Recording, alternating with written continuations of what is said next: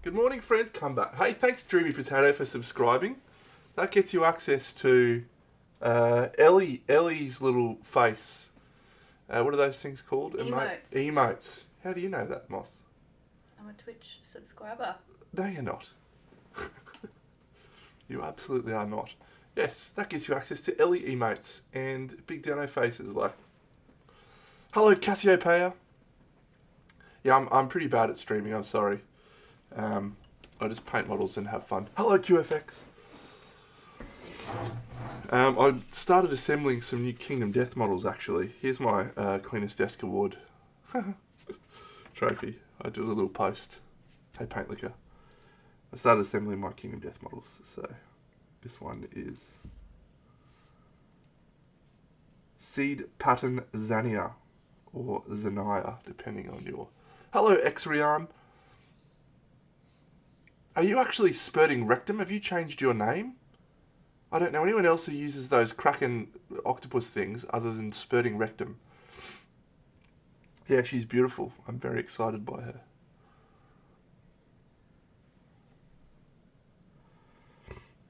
Yeah, I've got about 6 more Kingdom Death models to put together. Okay, let me explain. I realise that sounds completely off tap. Every I don't know, stream probably about 2 years ago, I used to have this guy come in and his handle was Spurting Rectum, but it was spelt with a W Rektum, Spurting Rectum, and he just used to come in with the tentacle guy like you've done. So, but I've never seen anyone else do that. It's exactly like that. So when you came in and you throw down some octopuses, so hang on a second, is that Spurting Rectum? Has he changed his name? Yeah, classic guy. Or girl, I don't know. Or other. Who knows? But anyway, haven't seen him in forever. Okay. So, today is the last model in the diorama. Cassiopeia, of course you can get a shout out. I don't. What would you like me to do? If you get 5,000 points, you can make me sing a song. But since it's your birthday, I'll sing a song for you today. You just tell me which one you want.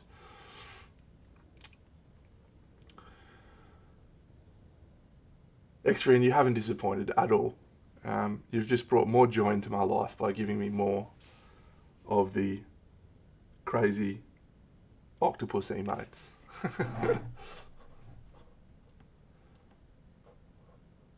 And hello, Duon.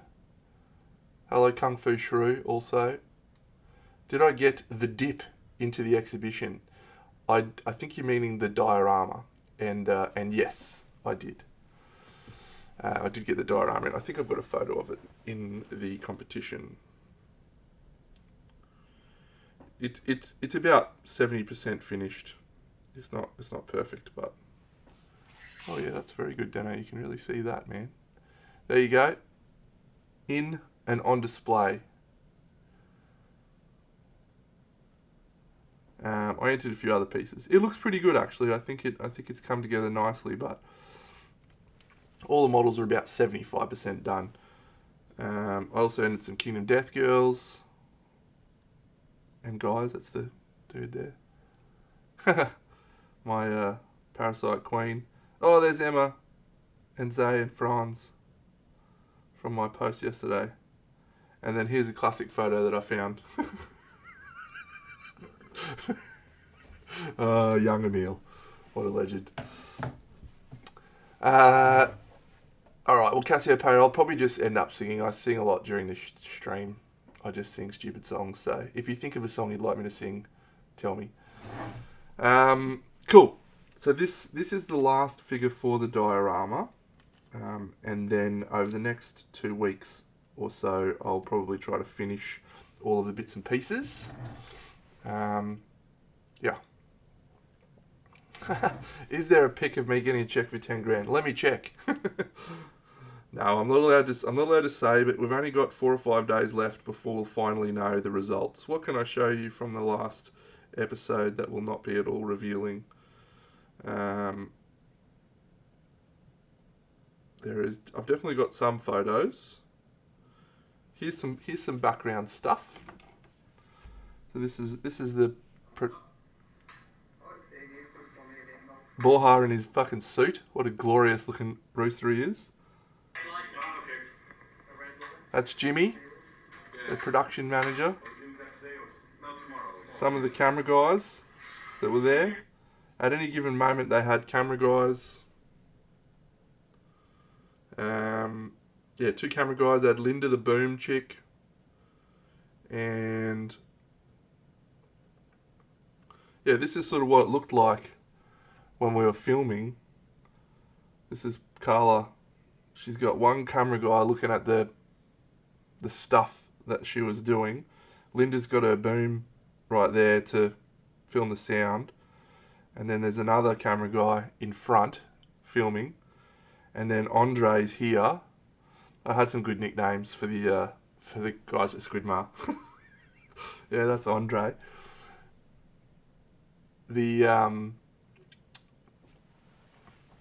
So it's an Australian tradition to come up with nicknames for people that you work with.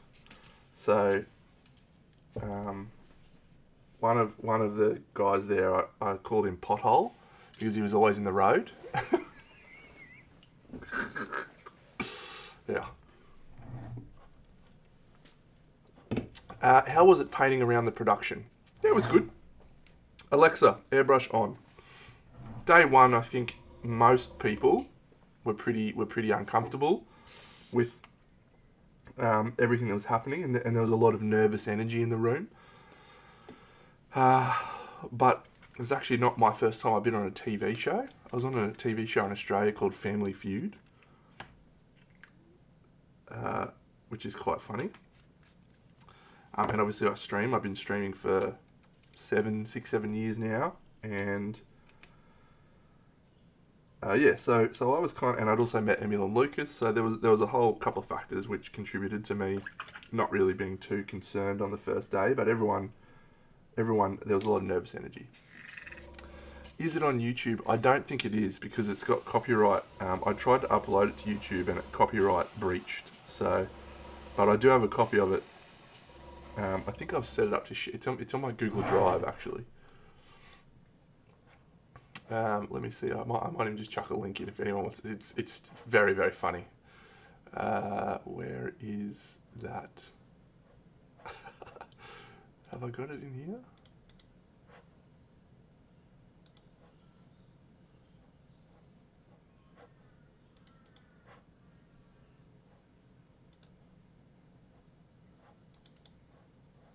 I do. Share. Copy link.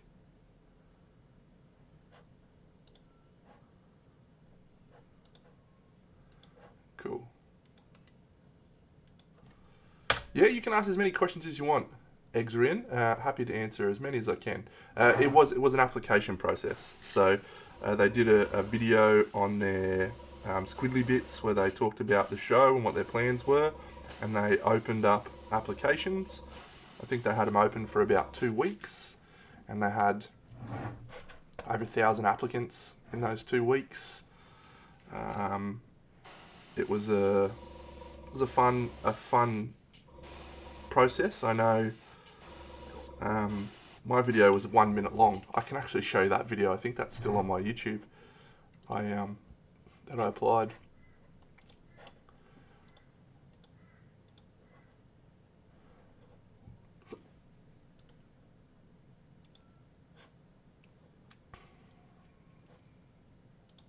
I'll bring that up a little bit later on. Will there be more seasons of Miniature Masters Cassiopeia? I'm not sure. I know that they've got some metrics that they're sort of trying to get to in terms of viewership numbers and in terms of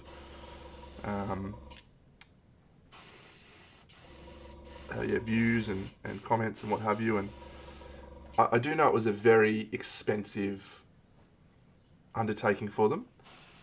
I think they spent what they would normally spend on a year's worth of videos on Miniature Masters. So for them to do another season, I think it would need to feel worthwhile.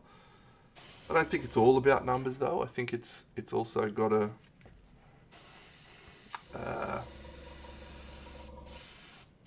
it was a huge undertaking. I know everyone that was there was working their asses off.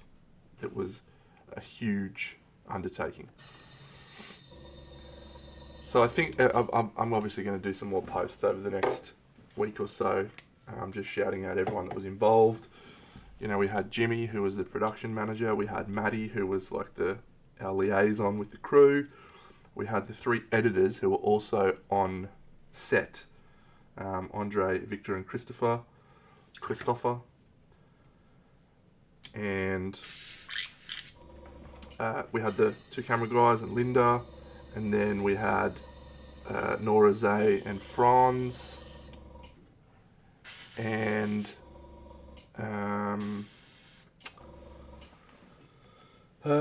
then there was the gaffers who were setting up all the rigging and what have you. And then Emil's partner was there, some of the time helping out. And then of course we had Borja, Andy, Alfonso, Emil, Lucas. So yeah, it was a huge production.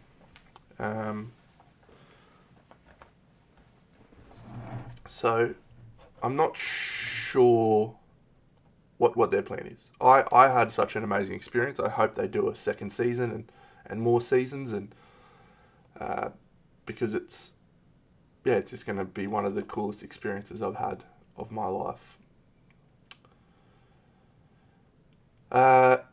It was a great cast. They obviously had to get the right people, I think, for it to work, and so they spent a lot of time. The interview process went for about 3 months, about 3 weeks, from where they first sent you an email to say, hey, you're in the show, or you're in possibility of being in the show, versus, okay, cool, I had to have an interview with Jimmy, and then so we got cut down to a top 20, and then we got cut down to a top 12, and then we got cut down to the final 8. The people that they picked were obviously people, I think, with some social media presence to try and help promote the show, as well as being good painters. So it was good. It wasn't stressful for me. I'm sure that has come across for the most part during the show, that it wasn't stressful for me.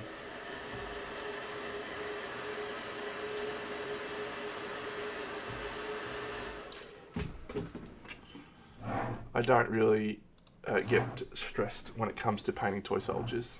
It's just toy soldiers. So that part of it was fine. I know other people felt differently at times.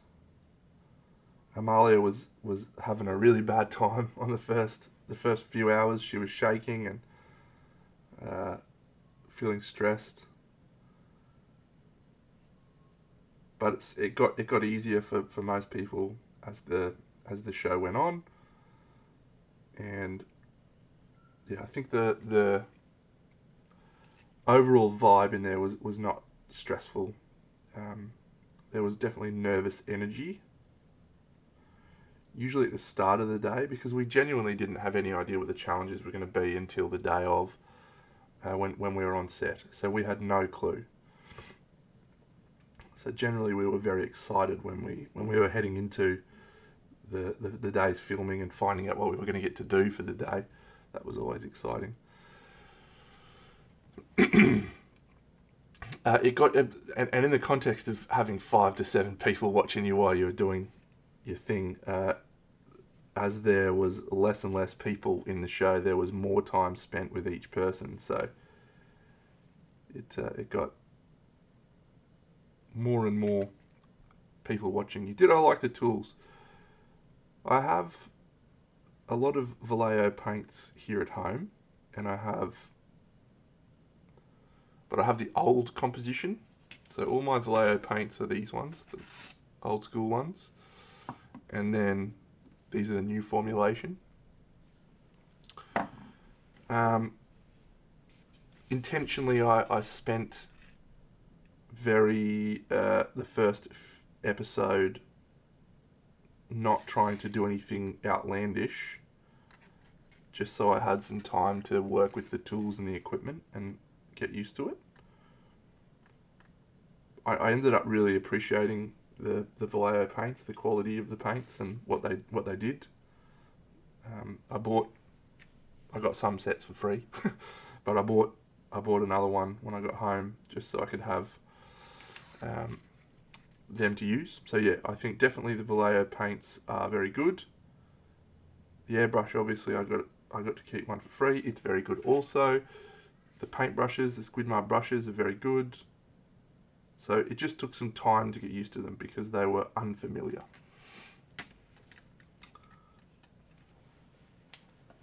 Which one was my favourite? Excluding the one from next week? The one I do next week is my favourite. I said that on my stream the other night, so I'm pretty sure I could say that. Or maybe I shouldn't say that, but yeah, it's my favourite that I do next week. But if not for that one, what would I say is my favourite? What do you reckon, Moss? The dragon. The dragon was probably my favourite, yeah. That was the first time that I said, alright, I feel good about the materials, I feel good about the equipment. We're here. Let's do something that's uniquely Deno-ish and go crazy. So I painted a dragon and 2 other guys in 8 hours. Now let me just say, and I'm going to toot my own horn just a little bit here. I'm going to toot my own horn.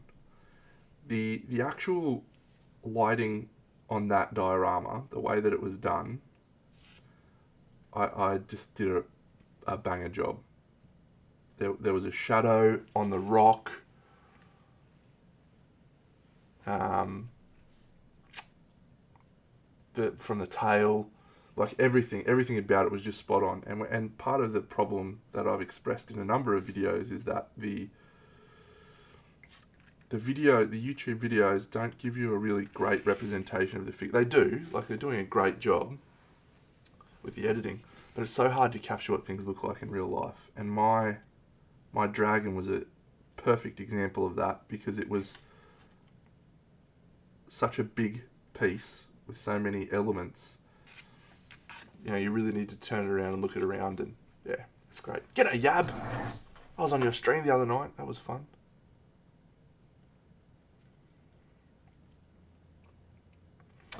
It was a bit of a flex doing the dragon in that time. You're right. It was very bold of me to try for that.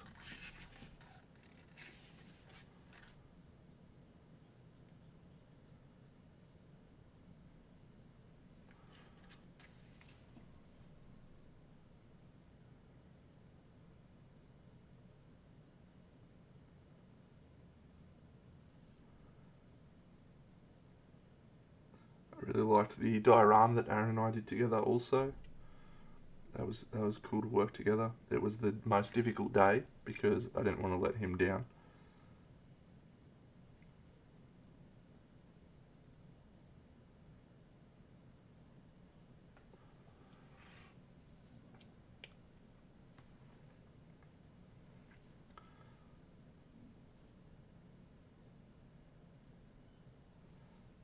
Stone Cold Steve Austin, what a legend. The Kip Ash one was, they definitely leaned into the storyline that I was having a bad day. When you watch the show, I was very nervous the whole day. I don't think I was that nervous, as it's been edited to reflect. But I really tried to improve each episode and take on board what the judges were saying, and I really tried to stretch. So that day was me doing something that I haven't done in a long time, which is paint something to a high standard, focusing on like technique and technical painting. I don't normally do that. I'm normally much more about rough, quick. So it felt like a stretch. Like I was using muscles I hadn't used in a long time.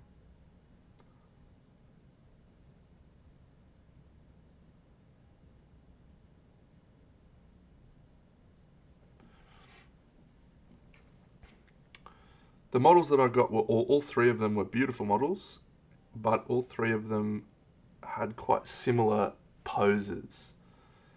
And I was saying on my stream the other day that my biggest regret from the show is that I didn't try and extrapolate them more into something unique. Like what Anastasia did with her piece was just jaw-dropping.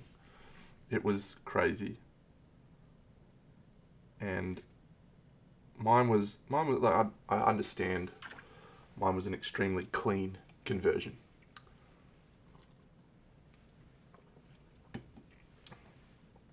I've been doing toys for such a long time. I know how to do conversions, and so I sat there and I planned out exactly how I was going to do it, and I looked at the joins and I thought, okay, this will be the cleanest. Because and this was actually a question I asked on the day, are you looking for the best kit bash or the best conversion? Because I see those two as two different things. For me, a kit bash is fusing three kits together in a seamless way, in a way that feels correct. Whereas a conversion, to me, is converting something to make it look very different. And this is not a critique on Aaron negatively, but I felt like Aaron's was more of a conversion than a kit bash.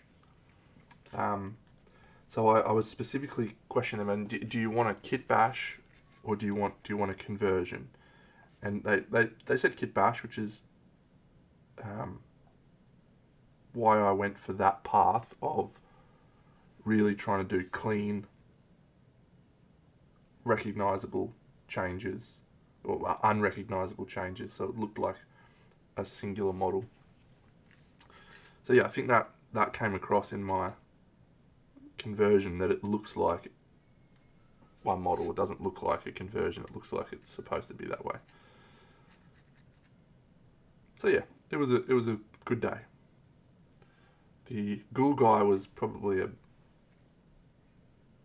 better day.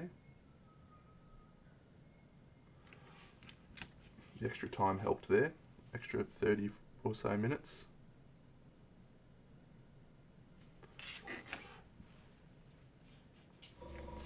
Alexa, airbrush off.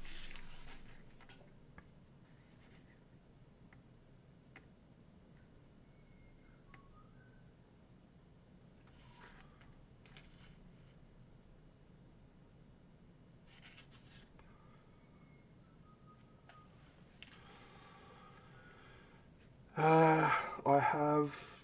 So every year I try and do some historical figures for Queensland Model Hobby Expo. And every year I say I'm going to do it. This is the year I'm going to do a tank, and then I never do. I've built lots of historical stuff. I've done some garage kits, some really big ones. And I have done a couple of model cars over the last 20 years, but it's not been something I've done a lot of recently. I would like to do some Gundam. Gundam would be cool.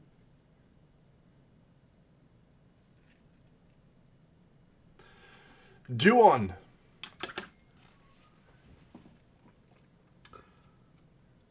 It was a really cool thing in real life. Like in the hand, you twist it around, you see all these really beautiful angles, and it was a super cool conversion.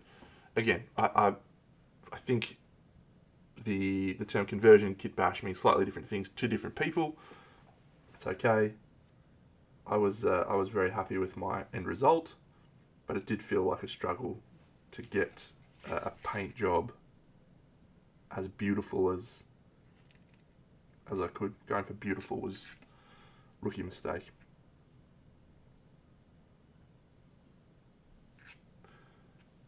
Yeah, I've got there's so at Queensland Model Hobby Expo they actually have a Gundams category, and I love walking around that show and seeing all the tanks and all the Gundam and all the stuff. I'd love to do a Gundam.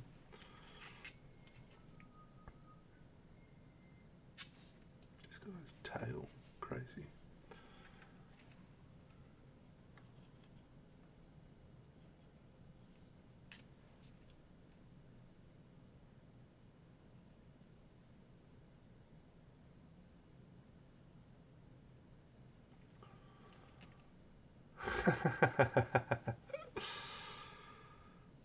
It's a good plan. Good plan, Match Fixer. The bench top went in on Friday. Hey, Sammy. Bench top went in. Moss, why don't you take a photo of the kitchen? I'll show it off. Send me the before and afters. Do it, you moose.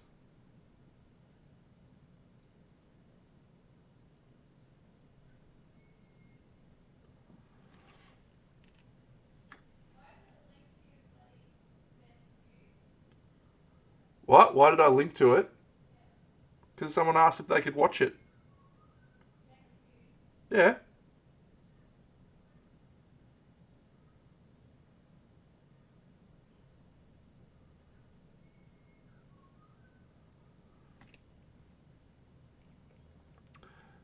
Hey, Johan. What's happening? Great man. Don't worry, mate. You've got your own post coming soon. When I talk about the time.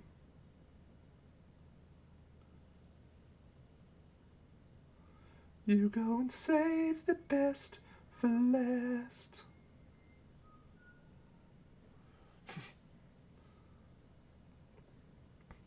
Johan was a production assistant, and his job was to do all sorts of odds and ends and stupid shit that no one else wanted to do. And he also drove the van and picked us up from the hotel and dropped us off every day.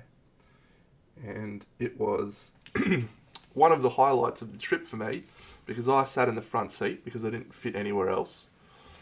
And that meant that I had control of the music. So Johan would let me and Amalia, who was sitting next to me because she was the smallest, so fit next to me the easiest.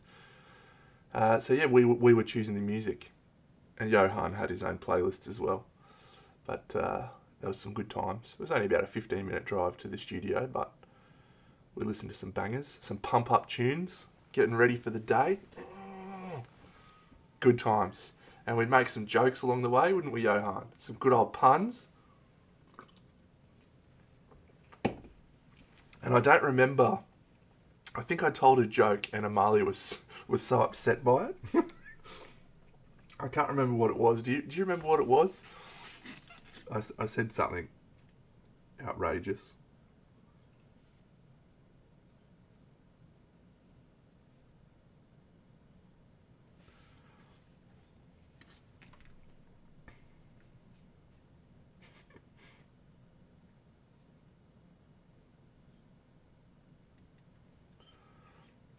That's okay, mate. Probably not appropriate for this format anyway.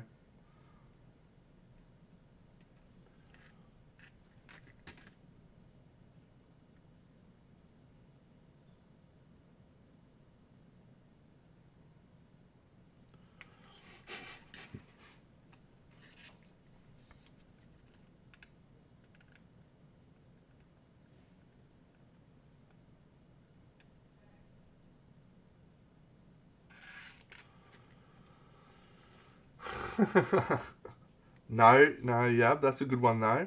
It was a little more on the risque side, would be my guess. Probably. Alright, I haven't done any light colours. I might use this pastel green on this skin tone for this guy. He can be more of an albino.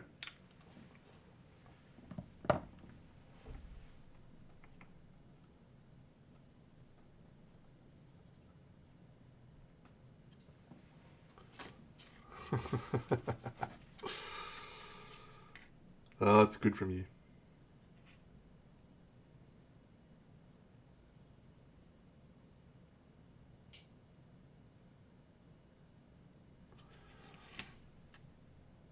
Yeah, I'm not going to say. I just remembered one that I've definitely said, but I'm not going to say it here. Good times. Cassiopeia had a question, didn't you? No. I think I've answered everyone's questions.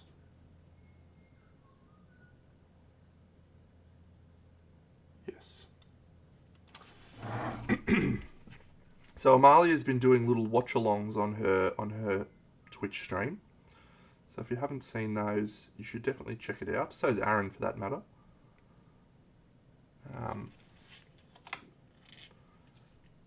It's always very interesting to see things through other people's lenses, through the eyes of someone else. See what they are excited about. I talked about doing it last stream. I talked about doing it a couple of times, actually. Doing a, hey Eve Zarox! It is midnight. This stream is 7 a.m. for me. I do this one so I can catch my friends in the States. Most of the other streams I do suit my European friends a little bit better. They're night time usually.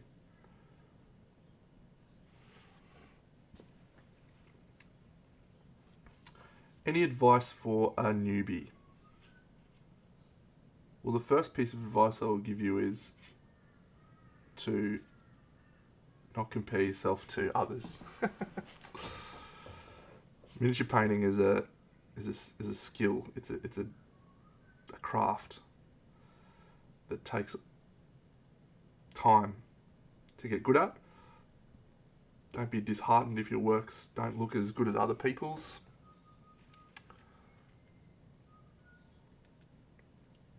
I've actually got a really good strike rate, Eve, of getting names right. I'm very proud of that. Every time someone comes in, I tend to pronounce the name correctly. Just a magnificent linguist. One of my many talents.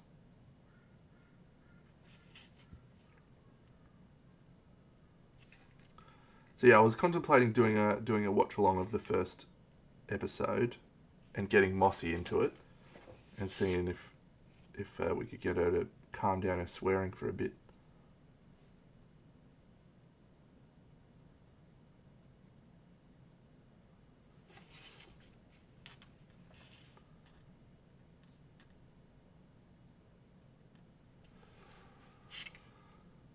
So would that be of interest to people? Would people like to watch us doing a watch along? Or is it just not?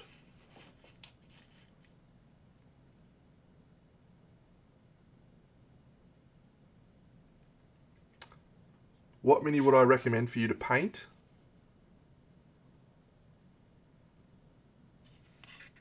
If I've misinterpreted what you've said, I apologise, but I would definitely recommend the Orc as of those options that you've presented there. Space Marines are actually very hard to paint effectively. The angles are really weird. But if you're talking about just broadly speaking, what should you get? I think most people should try and start with humanoid humans, a human skin tone, just so you can become accustomed to painting the volumes of the skin. It's something that'll be on just about every model you paint.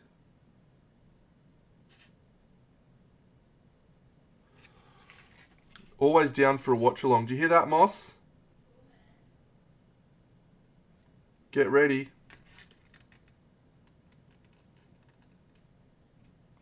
But you're not allowed to swear. I don't ever swear, you fucker.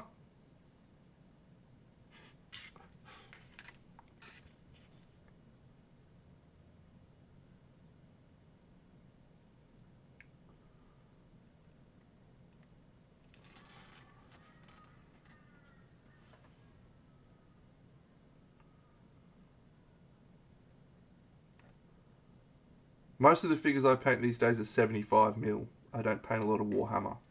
But I did actually buy Darkwater, Warhammer Quest Darkwater, and I've assembled it all, and it's ready to paint. So I said to myself that I was going to finish my diorama before I started Warhammer Quest Darkwater.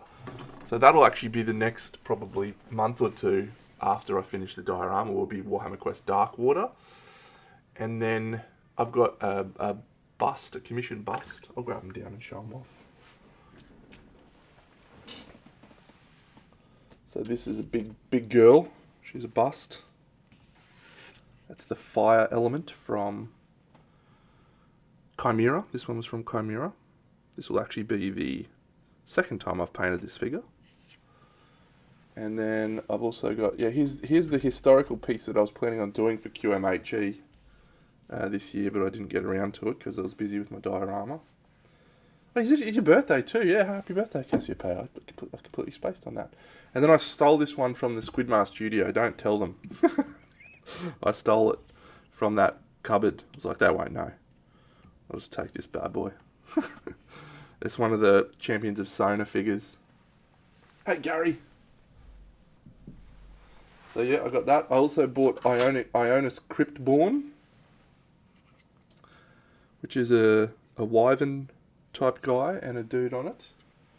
I was thinking I'll paint that. This guy's almost finished, Jack the Plucker. This guy's almost finished, a little Wolverine. Yeah, you gotta have a steel. You gotta have a steel when it's there. And I've got some Kingdom Death models, of course, because I've always got Kingdom Death to paint. And yeah, Warhammer Quest Darkwater. So that's all the stuff in my pile of things to paint right now. So that's a good couple of weeks. No, it's going to take me a while. I came back from the show with unbridled enthusiasm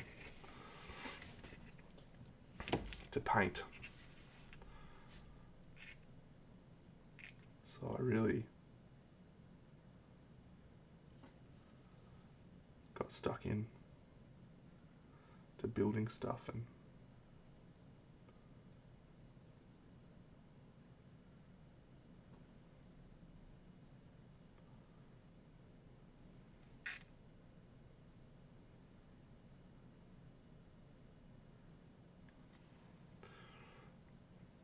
that's a good question, actually, Kung Fu. I would say that it did feel a little bit weird for me early on. I haven't painted a lot of Warhammer in the last few years. I did do Cursed City. That was in 2001. I painted the entirety of Cursed City, and that was a great experience. I did Marvel Crisis Protocol, which is the same scale, same sort of plastic. But yeah, it certainly was odd to be back there, painting Warhammer a lot. It was fun to paint with a creative group. I've said many times to people about the show that being able to sit behind Anastasia and watch what she was doing, and then talk to her about her creative process during our breaks was just crazy. It was so inspiring to see how differently people approach it. Sculpting is definitely another aspect of the hobby that takes time to get good at. I don't know if I've showed off the studio video I did. I think I was going to post that for. Smossy sent a link to me for. She wants to buy a kettle. Ridiculous. Alright, I'll show you this video. I think this will be okay. This one's got sound though. The Mansion Monsters.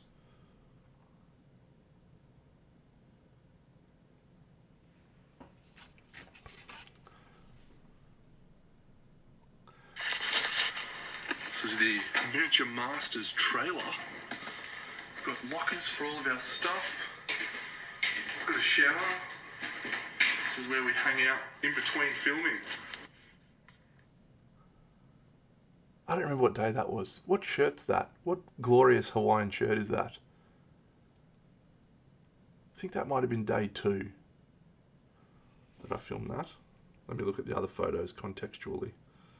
So this is the sign at the front of the studio that we went into, which is awesome. I haven't posted this photo yet, but this is a classic. I'm excited for when I post this one. This is me and Maxime having a fight with sticks out the front of the studio. Yes. No, we didn't get to keep the minis yet. Anyway, we might, but the models are still there because they had to do all the glamour shots and all that type of gear. Funny story, that they actually gave us 2 trailers. So there was 2 trailers side by side for 8 people. And we immediately said, we'll just have the one trailer, thanks. And we grabbed chairs from the second trailer and brought them over. And then we all just hung out in the one trailer. It was a bit cramped, but that was far superior for us to be able to spend time together. And I think that there was just a lot of things when you look back on what happened in the show, and I think they expected that we were going to be not as close as we were. I think they expected us to maybe be more confrontational, more competitive, and we just weren't. We weren't at all.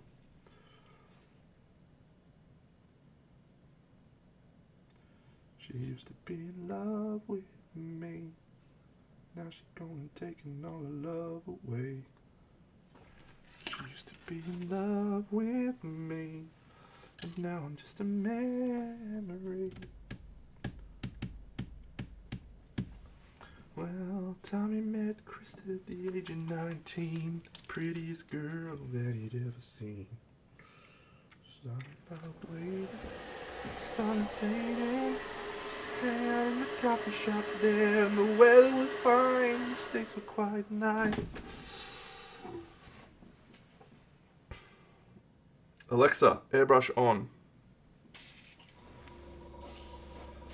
There's this thing about shared trauma that brings people together. So we were having at times, traumatic experience. So everyone felt quite connected. And we also felt quite protective of each other. I know I did. Maybe everyone else hated me. Very possible. So yeah, in terms of the minis, look, we might end up getting them back. We might end up getting them sent to us. They said that they would try.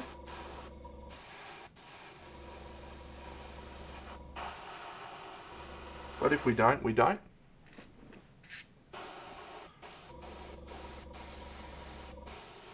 I certainly wasn't going over there with the intention of creating art that would be worth millions of dollars.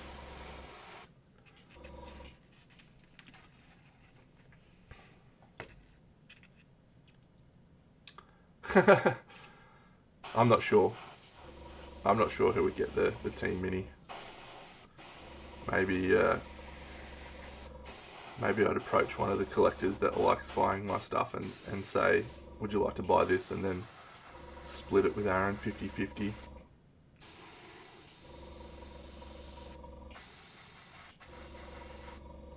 Cool Studio! Everyone should go follow Ghoul Studio on the Twitch channels.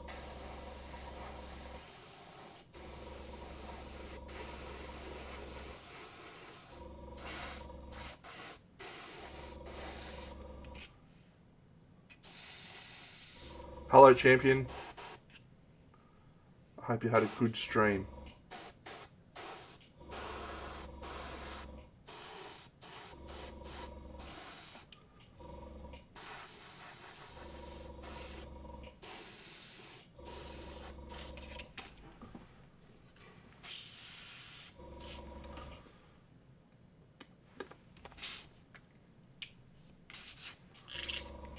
I'm painting the last model for my diorama. It is very exciting.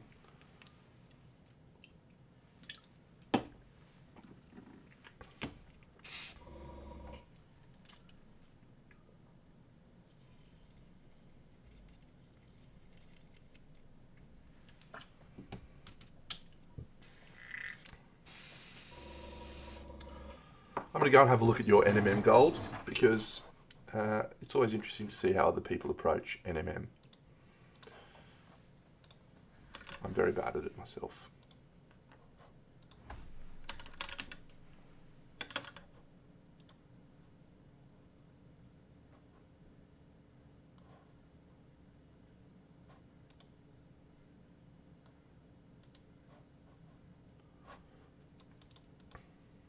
Ooh, ooh.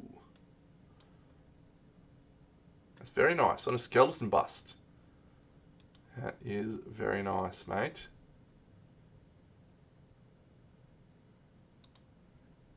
Yeah, beautiful. That's perfect. Just reads as gold. Good job. Mind you did spend 4 hours painting that, son. Come on now. You can do quicker than that. 4 hours is outrageous.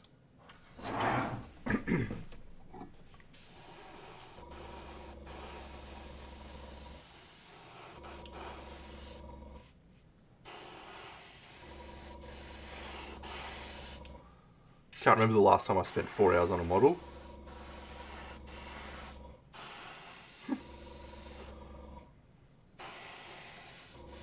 Oh, well, there's your problem, mate. There's your problem. That guy is an incredible painter and one of the slowest. I do like to think that I contributed some much needed motivation for him to paint quicker.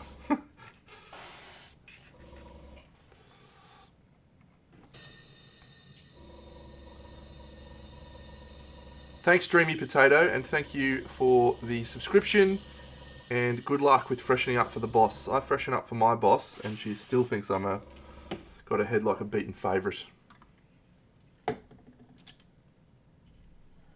Good one. Got a head like a butcher's apron.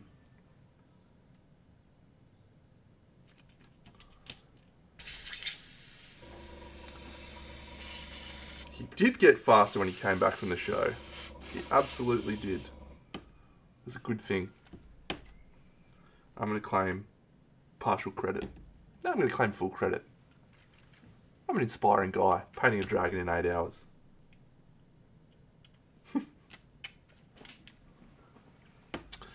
I said this actually quite recently. The longer the challenges went, the less it favoured me.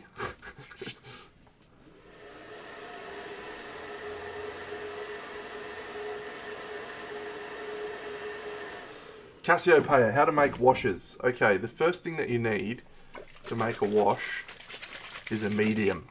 So I use this one, and you really can't see the name of it because this sits right beside my paint water, and so it gets splashed all the time. But this is, it actually says Magic Mix by Joe Sonia.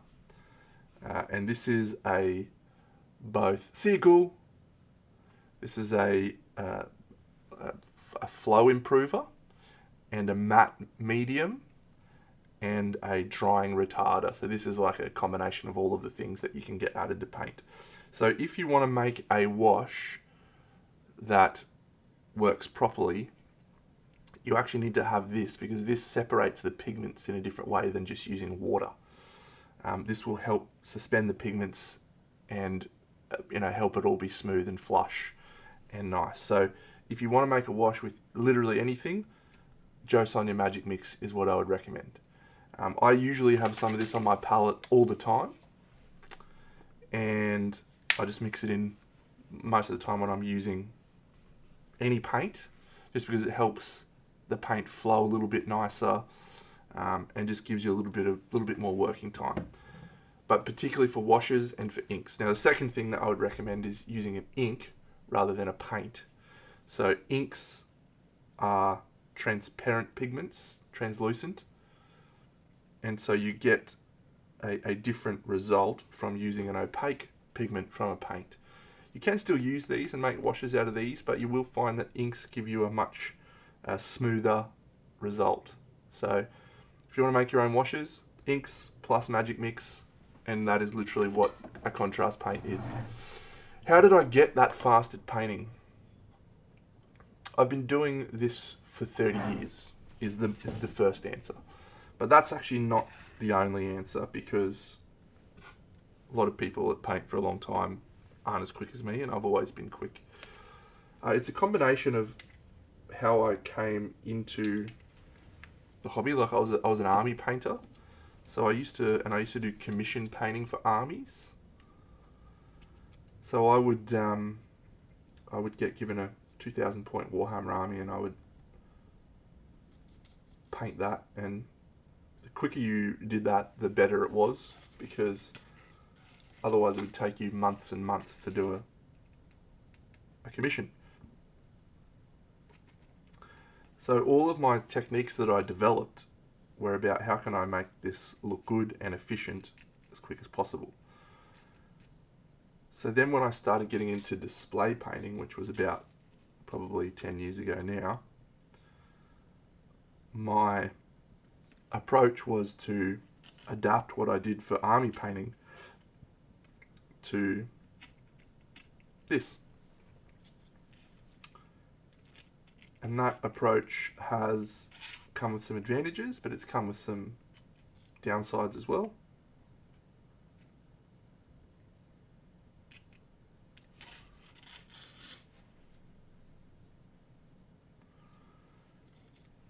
Using the contestants as an example, and Anastasia thinks about things in a very creative way. She thinks in terms of light and value, and I don't. I think in terms of highlight, wash, shade. Like I think in terms of Games Workshop style of painting. So that's the main thing I would attribute my speed to. But then the second thing is, of course, the airbrush. When you are skilled with an airbrush, and I say that's an important part, developing a skill with it, it has the capacity to speed you up a lot. But most people don't get to realise that speed advantage because they spend more time fighting the airbrush than actually using it. Fighting it in terms of cleaning and mixing. I just have a very good system. I've done it a lot, and so that means that the airbrush just plays in my favour all the time. Makes me quick. How do you paint white fur? Vince Venturella did a video on that, actually, where he recommended adding some gloss varnish to the white.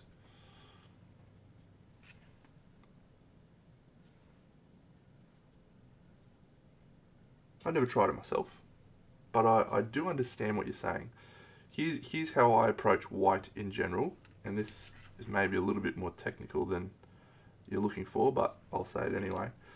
White is never white. I am a fast reader. Like being able to read the chat and then interact and paint and do stuff, it's another skill. It's difficult to do well. Again, practice, experience. Yeah, so white is never white.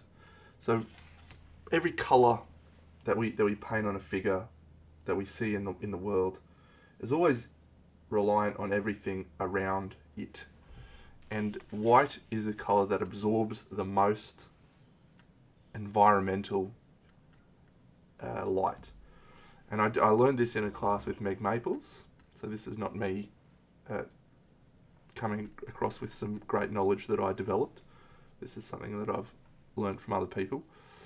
But she showed a photo of her dogs. Her dogs are white dogs, little Yorkshire Terriers, I think, or Highland Terriers. I don't know. Anyway, I'm gibbering. So the dogs were walking, and she took a photo, and all you could see on the bottom of the dog, even though it had white fur, was all this pink from the pink shirt that was underneath it. Westies there, thanks, Timestar. And so she showed all of these photos of the dogs in different areas, and all you could see was the other colours. Like, it was still looked white, but you were getting a lot of environmental light. And so this is the way that I think you need to paint white, is actually not try to paint white, is to try to paint the other parts of the environment and then add white highlights. So you generally want to paint it in greys I do that by using my airbrush, because if I spray some colour that's also around the other areas of the model, then the white just reads a lot more accurately. Have I got a white model here? Let me have a look. I think I've got an example of this on my Instagram. Let's do a little poke around on my Instagram and see if we can find anything. I'm sure I did something of that nature. Exactly, that is the opposite and accurate counterpoint. Is that, have I done a good job here? Dano, you're a fucking legend, man.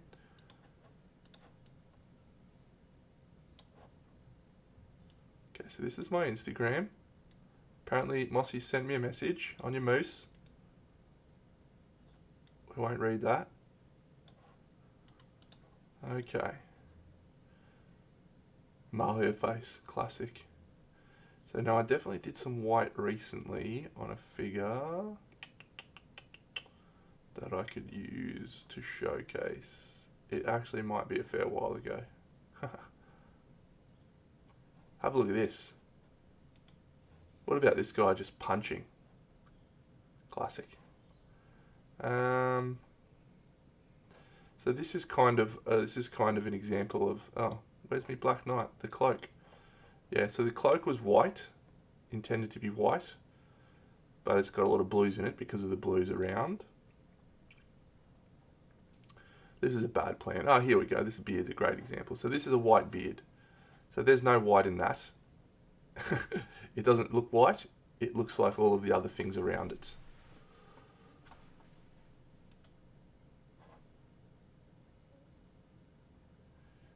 So I think the answer to your question is actually to stop thinking about it as white and start thinking about it as the other colors.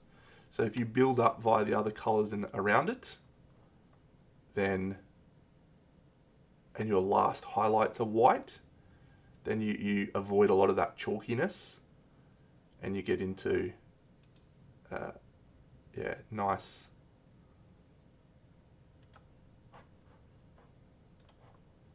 looking whites. How good is this piece? There's me electronics. You can see my really awful soldering and electronic wiring that I did in the back of that. And there's the blacklight photos. I've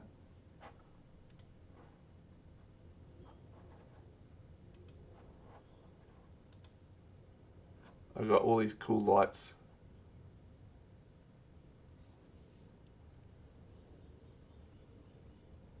That's a good call, Extrian, yeah. Really good call. Do I have a favourite technique I want to share? That's an interesting question, Eve. I'm not sure. Hey, there's Dr. Doom down the bottom.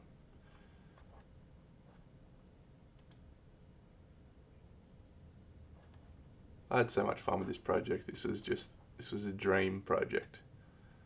It was like Necromunda, cyberpunk. Look at that.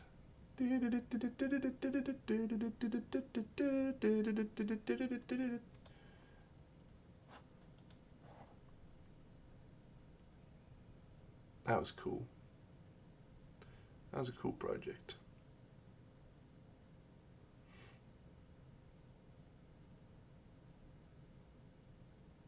It's always interesting going back and looking at the things you've done and thinking about what you know now that you would do differently.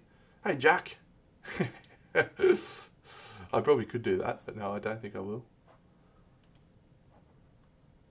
That's a Squidmar piece.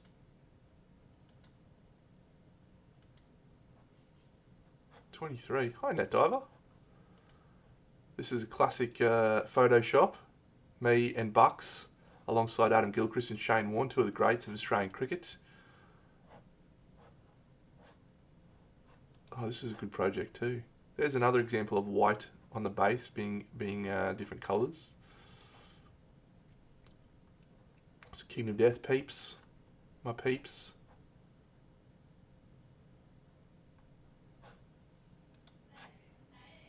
What's that? Do some painting.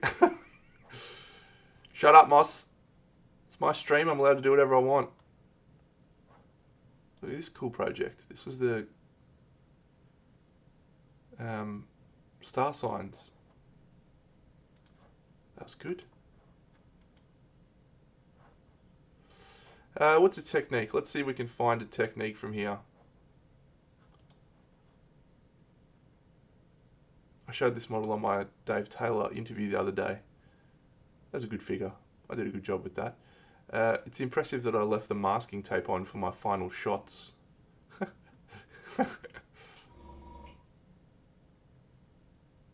Yeah, good work from me there. Bit of masking tape. It's the coolest thing about both of those sports is that they happen at completely different times. The rugby season comes in winter and the cricket season comes in summer, so everyone gets to support both really, which is fun. I would say that it depends where you are. Cricket's probably a bigger thing across the whole of Australia. Rugby league would be bigger in Queensland and New South Wales. Aussie rules is bigger down in Melbourne. Man, look at that. That's sick, Dano. What a mad dog. This was actually the one that I was thinking about when I was talking about my about white fur, by the way. This was the project that I was thinking about in my head. So this is not white. Like you can see that it's no part of it is white. It's just all other colours. But it reads as white because of the environment. So that is the one I was thinking about when I was talking about that. Okay, let's turn this off now. Mossy's giving me a bake because I'm showing off toys.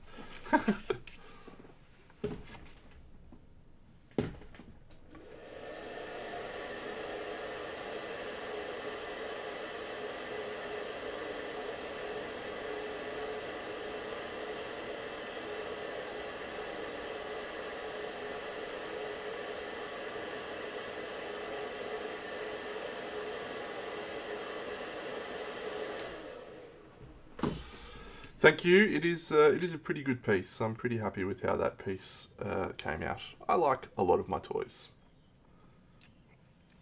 and I think that's a cool place to be. Is enjoying your hobby.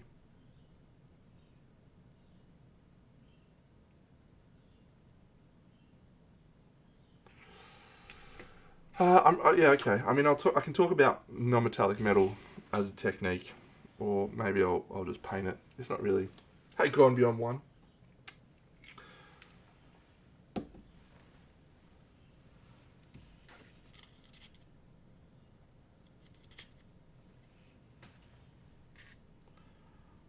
So I've got a couple more quotes for this week's post.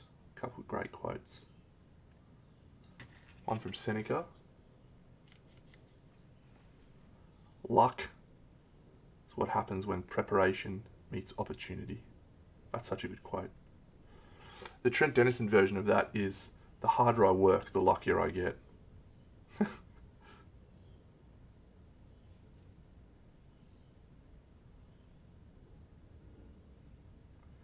have this perspective on miniature painting on life, and I think I hate the word talent. I hate it. I think people use the word talent, and I think what they do is they're devaluing the effort, the hard work, and even more so, to me, what that does is that it's like waving a white flag and saying, wow, that person's so talented, I could never do that. All you're doing is giving yourself an excuse to actually do something. You know, there's no part of what I do that is talent. It is 30 years of work. And so, as soon as someone says, Dano, you're so talented, I think all they're doing is convincing themselves that they can't do what I can do. Anyone can. Literally anyone can. Whether or not they will, that's a different question. Whether or not someone has the desire, the willingness to put in the hours and the effort that I've put in to become as capable as I am, that is a completely different question. So if you want to be as good at miniature painting as your heroes, like Sergio Calvo's, Albert Moretto fonts, you can, if you're willing to put in that time and effort. And most people are not. Good work, Kung Fu. Yep, I despise it. I despise it. And we throw it around a lot in the miniature world.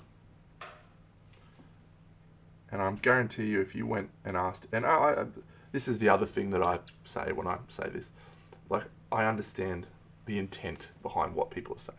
Intention is important, and I like to assume positive intent. So I don't think people are saying, wow, you're so talented to have a go at me. You know, I understand that they are, in their own way, trying to be kind and supportive and respectful, and that's nice. But I think when you look up the dictionary definition of talent, what you're doing is you're saying, this is an ability that you possess that I cannot possess because I was not given this gift at birth. And that is just not accurate. So I like to call it out, hopefully in a respectful way, that you can achieve this if you want, if you're willing to spend enough time and efforts. Let me see what Cyrod's got on his wall.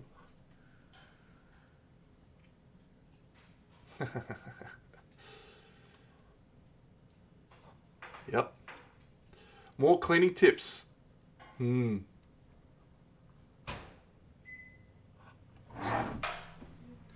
the story behind that, I did a little post about it yesterday, which is fun. The story behind that was, because I'm so fast, right? I would often finish. I finished day one. I finished in 5.5 hours, and then I went upstairs and was chatting to everyone and got in trouble. Why aren't you painting? I was like, I'm finished, guys. And they're like, Dano, go downstairs and paint, mate. Okay. So because I was finished early, and I realised that they were going to have to put all the paints back on the shelf every day. And the first day I didn't realise it, but after that, at the end of every model, I'd finish my model, and I'd go and put all my paints away, and I'd clean my area. I'm an organised and clean person to begin with, but my area was always, and there's actually a shot that Mossy and I were looking at in the show. I'm going to go grab it. We'll go get it. This one is quite funny. Alexa, airbrush off.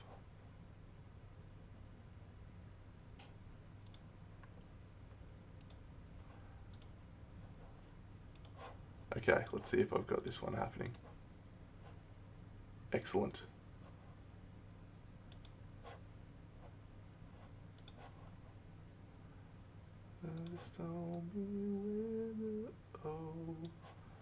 Before you go.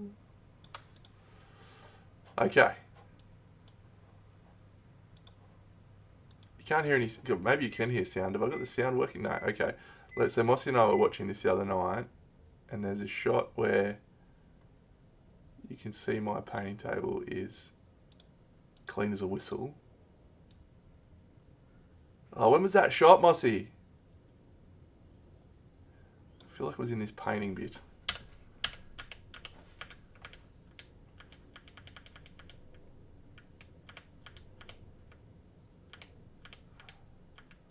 Andy standing on a chair, classic.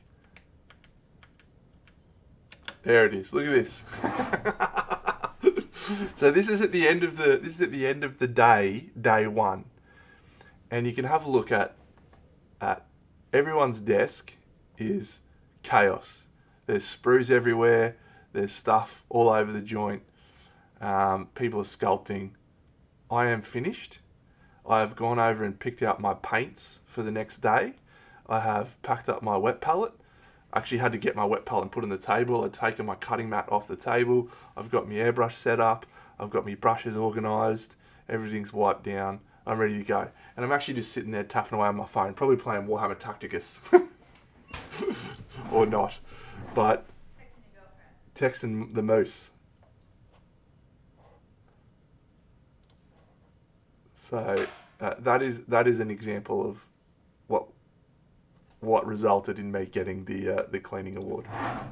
because I was just always finished early, and so I was always able to ensure that my workspace was ready for the next day, assuming I made it to the next day, of course.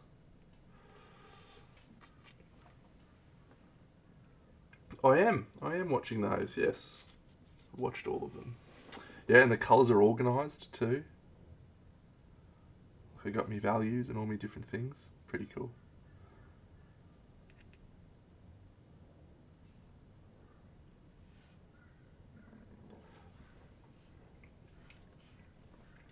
I wonder if this will sound weird or whatever. So I'm going to say it anyway. But I've just been devouring all the content I can about the show because I'm so fascinated by the stuff I didn't see. And obviously I was there and I was a part of it, so that most of the show that I'm watching is all, yeah, cool, I was there, I remember that. But it's always so, the things that I didn't see was what other people said in the syncs, you know, what the judges were saying afterwards. All that stuff was not there, and that was so interesting. How much time was left in that show? I don't know. I probably did my conversion, my kit bash, in about 3.5 hours, maybe. We had 6 hours that day, and I remember being pretty much finished. I think I spent a fair bit of time just fluffing around with the bass, trying to make the bass good. I didn't get up at 2 a.m. for the last one, but I am going to for the final. I'm going to set my alarm for Wednesday night and get up for the final. Watch the last episode live, chat to people in the chat.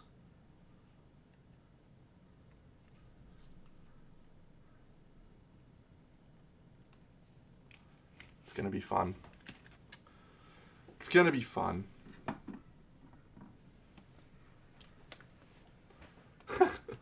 They made out like I was sweating in all of them, mate. I was never sweating. I didn't sit there for 2 hours. No, we all finished early that day. I think we all finished with an hour or so to go.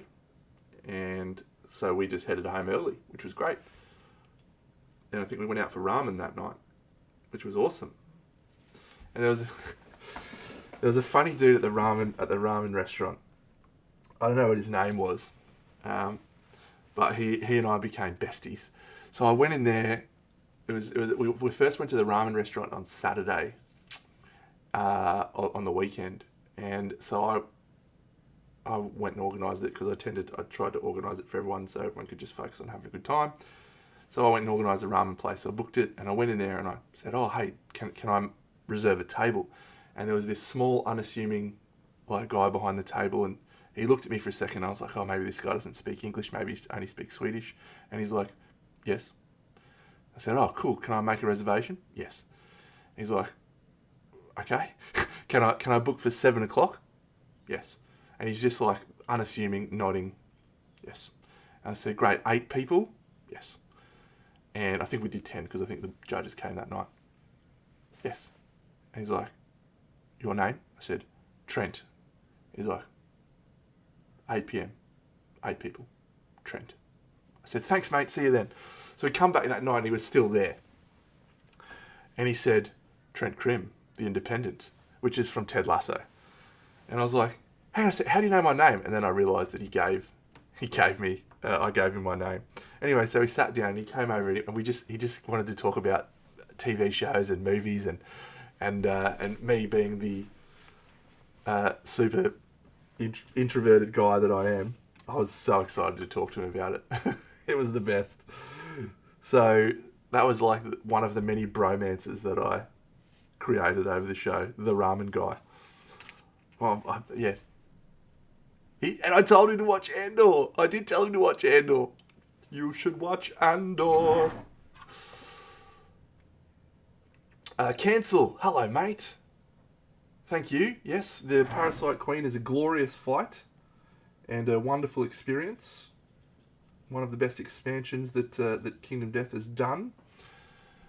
I had a great time in that campaign, and I'm actually probably going to start another campaign in the next few weeks.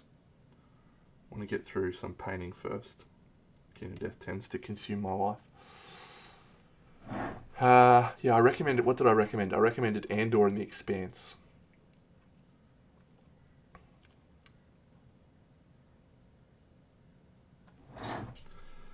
I'm rooting for everyone on the show. I think everyone is amazing. And when I say that, I don't mean the result of the show. I obviously know the result of the show. But I just really hope that everyone that was on the show gets to capitalize it, leverage the experiences as a really positive thing for them. My approach to the show and trying to capitalize on it is that I'm not going to. So in that regard, I was probably a bad choice for the show, because all I want to do is keep doing exactly what I do: paint toys, play with my games. I've tried to up my Instagram posting over the last, hey JD, over the last 7 weeks to just give people an insight into the show. But yeah, once the show's finished and I've finished all of my posts talking about all the people, it'll probably go back to just posting occasionally about my toys. Hello, Raven. No, that's very, very nice of you to say. It's incredibly inaccurate. I'm a huge pest. Mossy will concur that I'm extremely annoying, and I'm sure everyone was very happy to see the back of me by the end of the show.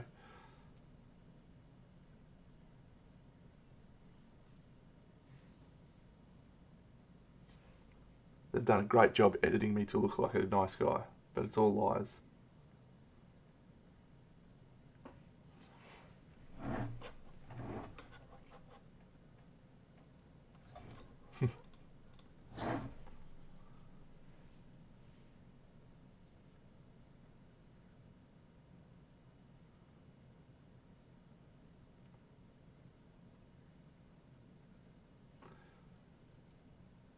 Solam, yes, it was this one. It was the cleanest desk award. I did a little post on my Instagram if you want to get some context behind it, but this was from Emma, Zay, and Franz, who were the interns. See?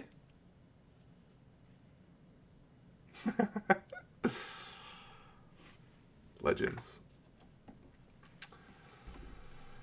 Cancel. I did know the painters. I actually knew most of them. So AC and I followed him on Twitch since I started streaming on Twitch. He's been streaming for a long time, so I followed him on there. Amalia, actually followed her YouTube very early on. YouTube recommended her post, and I thought, well, this is a cool painting style. And then we obviously bonded over Kingdom Death.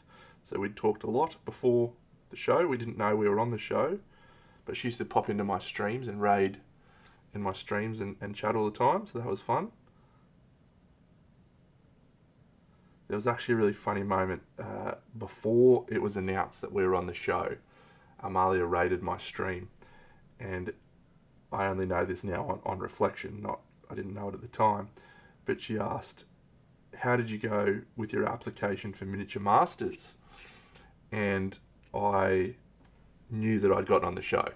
I'd found out about a week or two before, and I think we were flying out in a few weeks' time.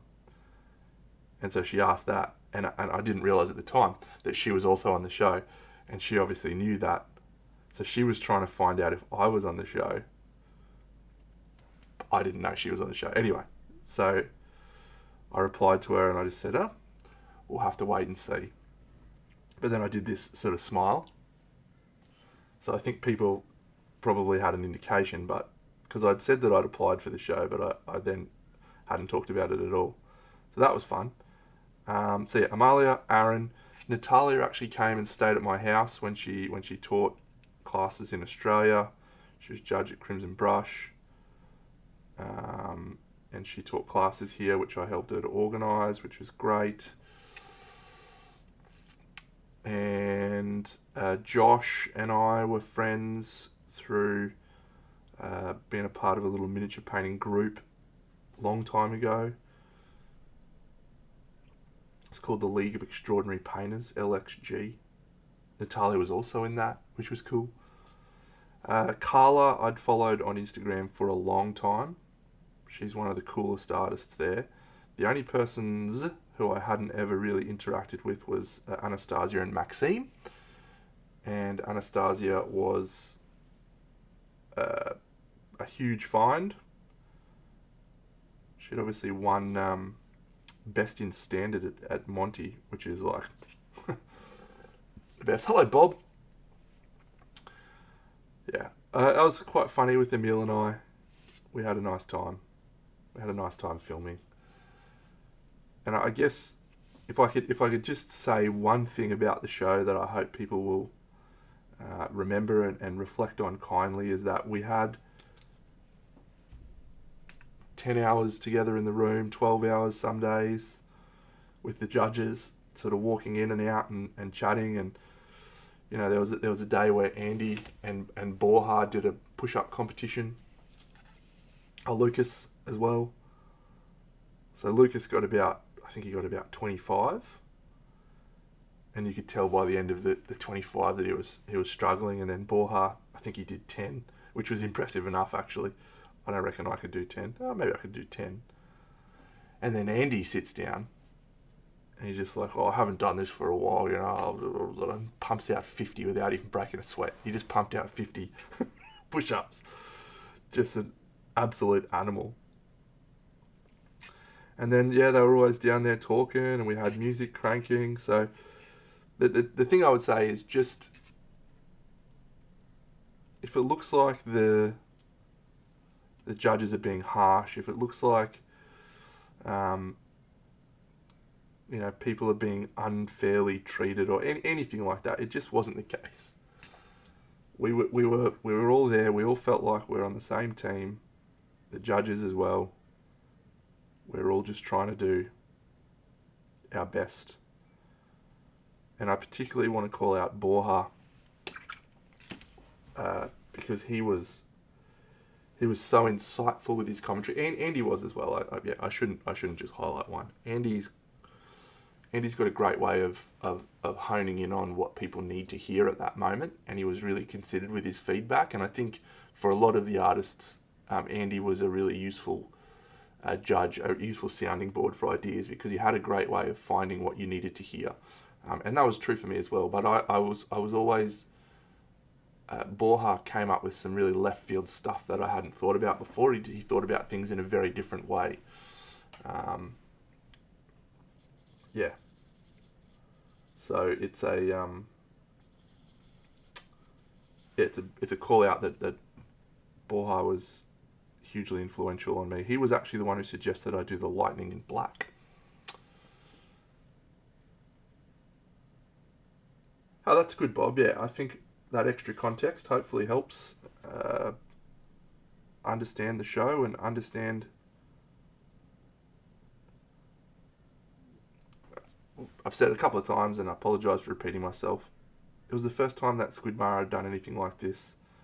Naturally, there's always going to be lessons that you learn when you do something for the first time. And I'm sure that if they get to do another season, that they will improve the format, iterate on the format, and really make something special. Not to mention the artists will also have some prior knowledge and context. We had no idea what we were walking into.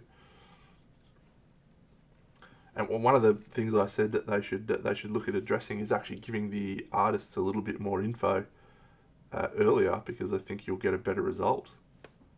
You know, even if it was just find out the challenge the day before, so you can have a little bit of time to think and plan. I think you'll get a better result from most people, not from me. I don't do any planning. Someone asked me a question about that.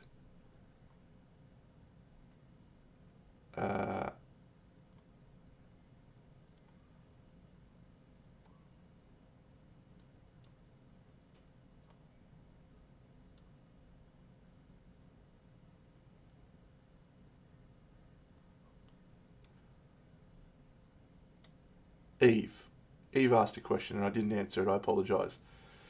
Do I paint more theoretical and technical or more emotional?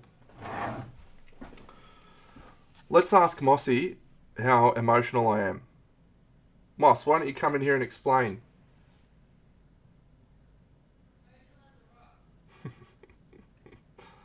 I'm as emotional as a rock.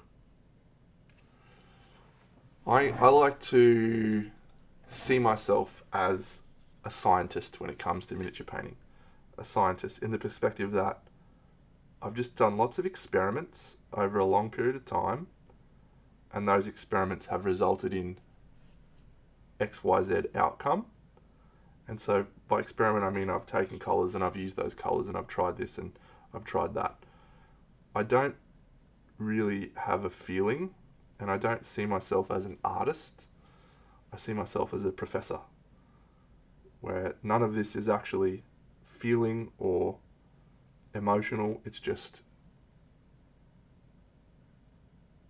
a accumulated experiences.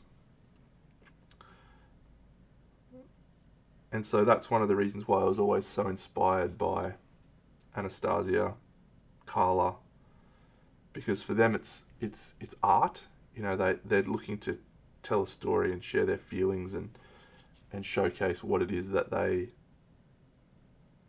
you know, whatever it is they want to showcase. And that's just never been the way that I've painted. So I don't think I paint with feeling. I don't think that I had a emotional connection.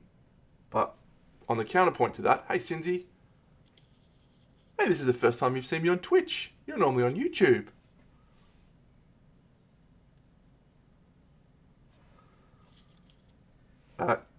Yeah, so I have not really had much of an emotional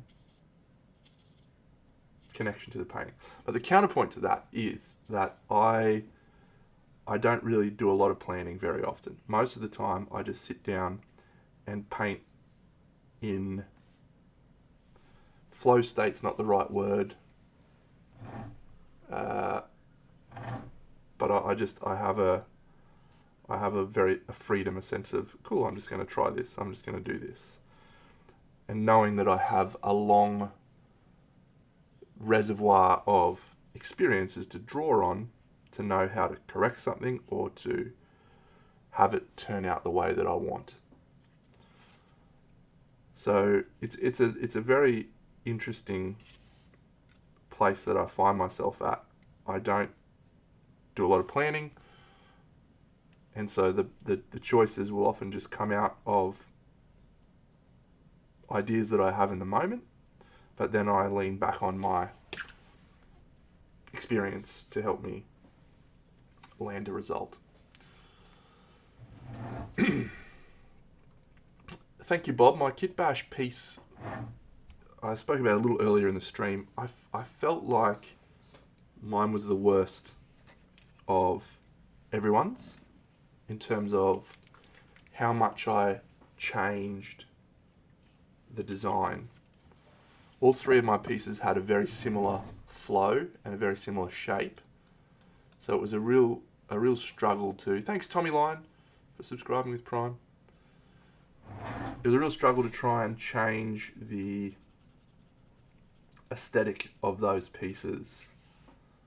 So I ended up not. I tried to just really lean into what I thought was a very beautiful flow and a beautiful shape within the context of the challenge being beautiful or grotesque. And again, that was a choice to try and showcase some different skills, which is where most of my challenge came from that day. It's a different skill set, painting clean and smooth rather than rough and textured. And if you go back and look at pretty much all the things I did in episode 1, 3, 4, and 5, was all a lot more aligned with my style. Very rough, high contrast, textured. It was only in the bust challenge and in this challenge where I tried to do something that was a lot smoother and a lot more refined. And I think that showcased some versatility. Thanks, Tommy. I'm very confident that it's not me. I'm confident that it's the show and the editors and all the hard work that Squidmar has done. So they deserve all the credit, not me. But thank you anyway for appreciating my contribution. My contribution was that I got on, painted some toys.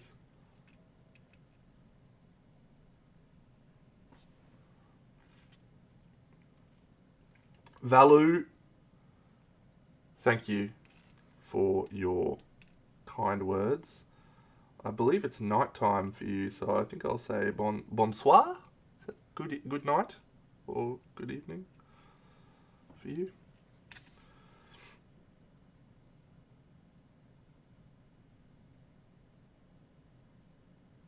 I'm just really excited for everyone to see the final. I'm really excited. I genuinely believe that the quality of art that we produced as the show went on got better and better, and I think the finale was 3 people just crushing it, absolutely crushing it. So I can't wait. I can't wait for everyone to see what gets produced.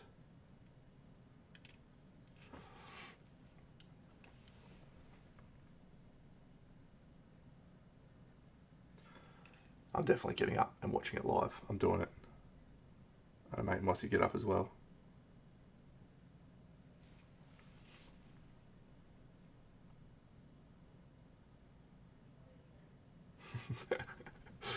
She'll be asleep.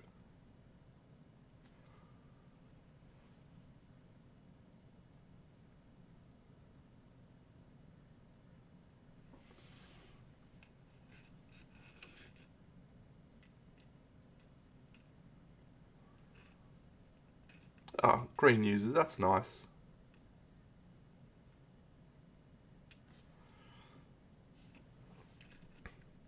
It's funny, you know, I posted a video about some of the negative comments a little while back, and that seems to have died off a lot, which is nice. There's still people that are acting like pelicans, but for the most part, I think people have dialed that back.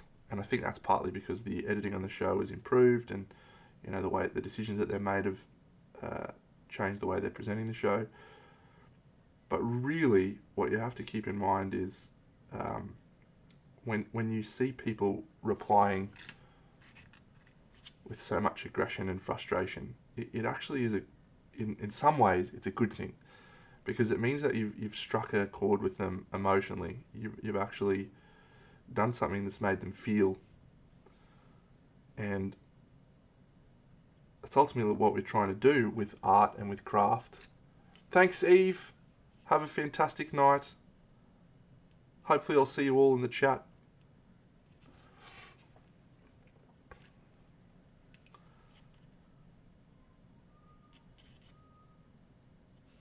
Bob, I will tell you right now, that was me. I said to everyone standing there, let's go stand beside them. We don't need them to be by themselves for this. And that ended up being a running theme that we did. Every time we'd walk and stand beside them. That was good. That was a good moment for me. I did some good things.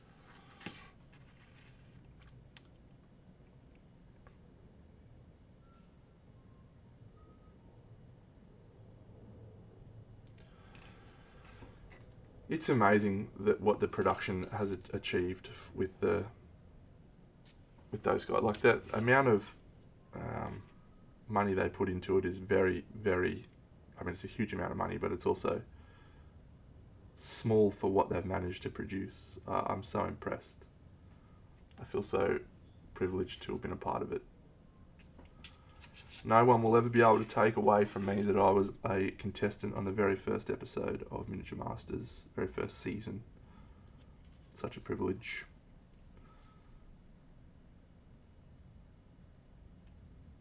And yeah, it's given me memories that I'll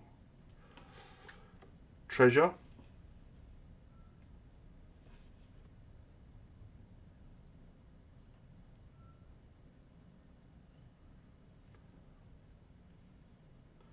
treasure.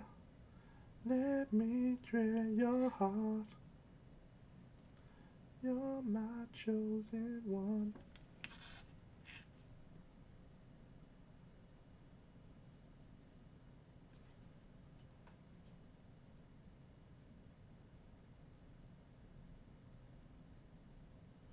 Oh, oh, oh. Give me up, yeah, baby.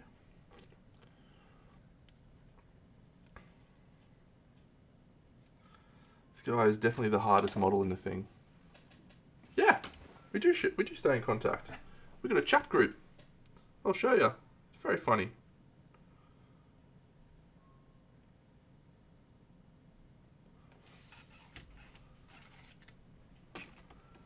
It's called the M&Ms. And they just yesterday morning they did a they all got together and did a painting thing. It was at 5 a.m. my time, so I was not able to participate. But everyone else got on and painted and chatted. They're all still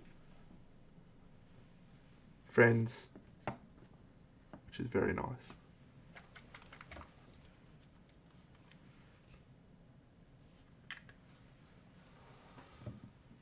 I think the thing that will determine whether or not they do a season 2 will be the reaction from the sponsors. If the sponsors are happy with the product and the impact it had on them, then I think they'll probably do a second season.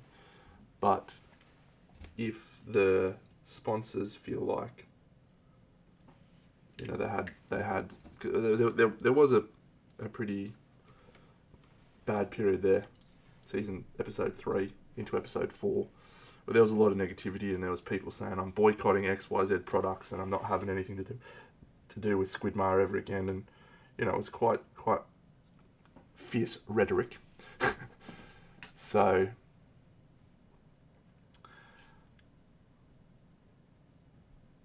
I think if the sponsors come back and say we've had a fantastic experience and our products, you know, we feel happy that we've been a part of it, I think they'll probably do a season 2.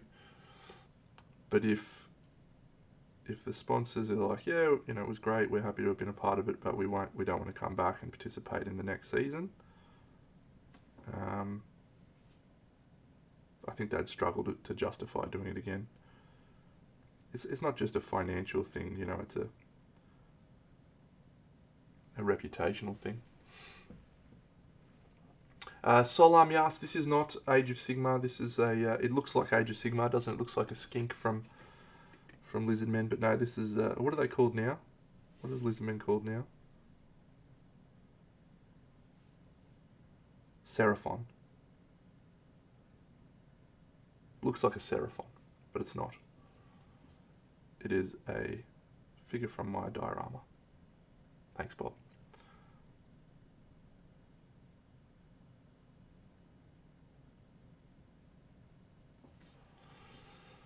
No Aussie store that I know of stocks the Squidmar brushes at this point in time, mate. They haven't been able to keep them in stock. They've been selling them like hotcakes.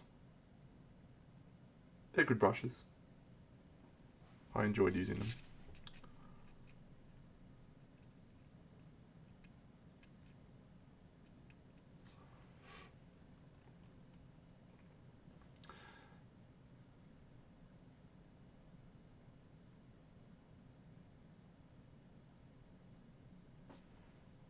It's a bit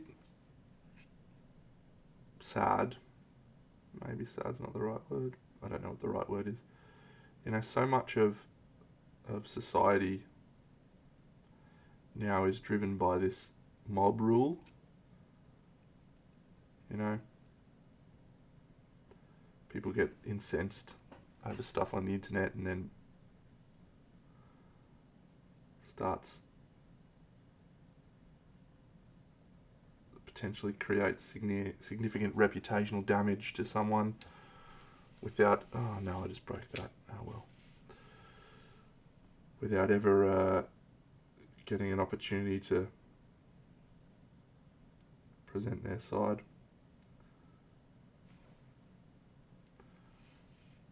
So we're back in ancient Rome with the Colosseum.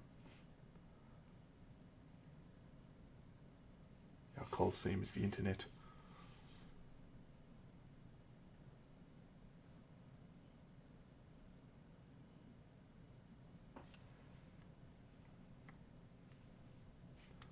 Anyway, it's a little cynical of me. But I really don't like social media. It's a necessary evil in some ways. And it has the potential to have so much good.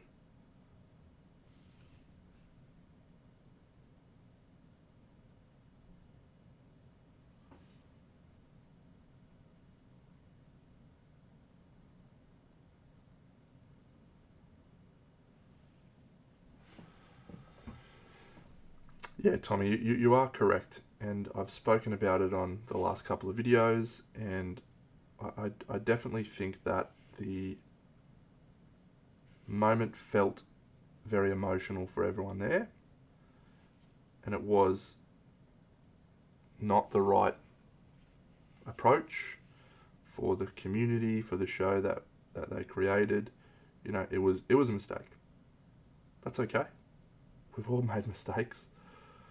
If you look at my laundry list of mistakes, it's very long. Continues every day. Just ask Mossy.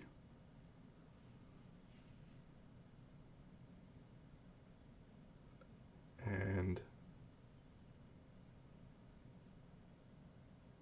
there's a quote in Ted Lasso. Let's not be judged by our worst moments, but be judged by the opportunities we get when we learn, when we do a second time, you know. And I think that they showcased great accountability, stepped up and acknowledged the mistake and tried to learn from it and correct it, and did so.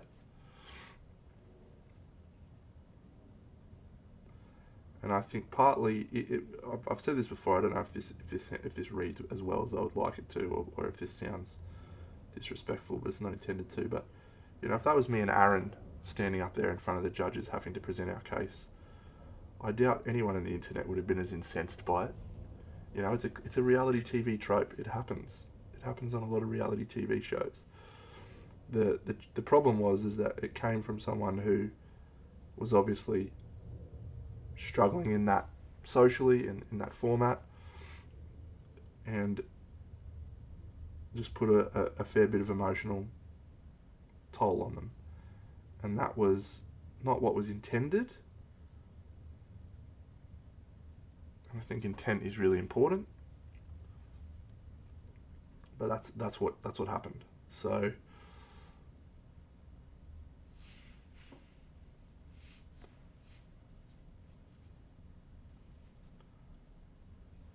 they've definitely learnt from it. They've definitely improved.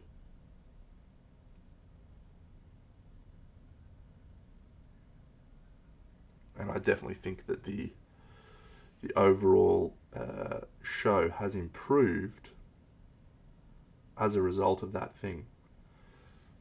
Another great quote, Batman's dad, Thomas Wayne, says to him, Bruce, why do we fall down? So we can learn to pick ourselves up again. If anything, you know, that mistake has helped turn the show into something even better. So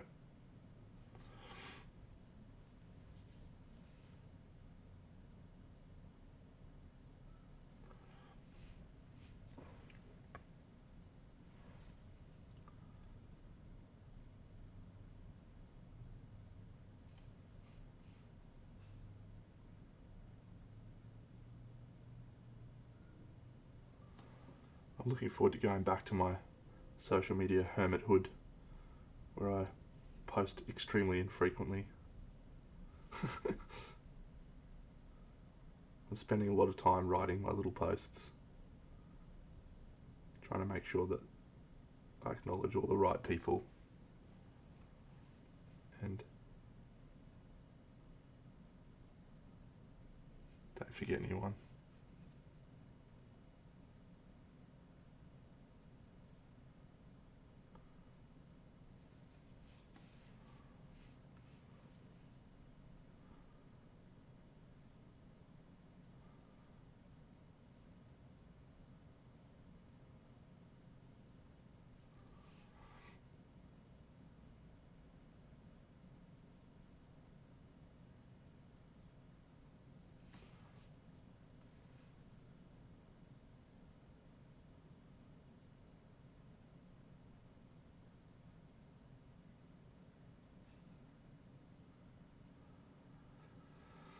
This is the last model.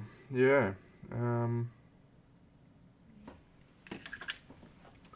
This is the last one. Where's my phone gone? I'll show you where he stands. I think I took a photo of this.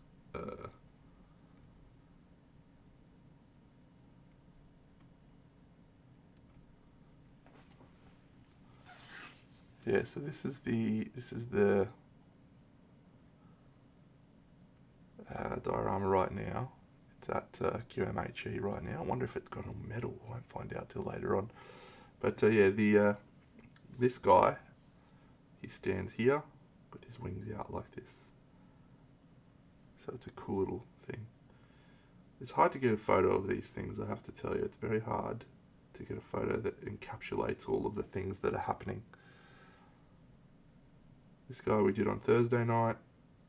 This guy we did 2 or 3 weeks ago. This one was a big job. That was a big job. Getting that done was the trickiest part.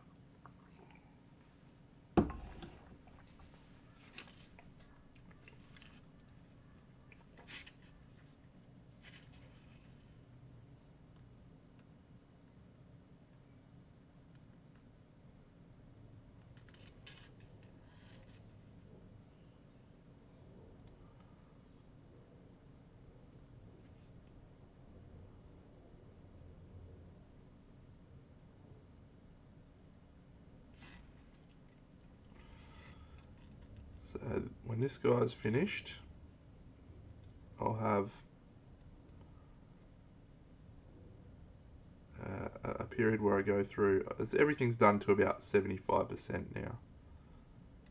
So I'll go through and actually finish each piece.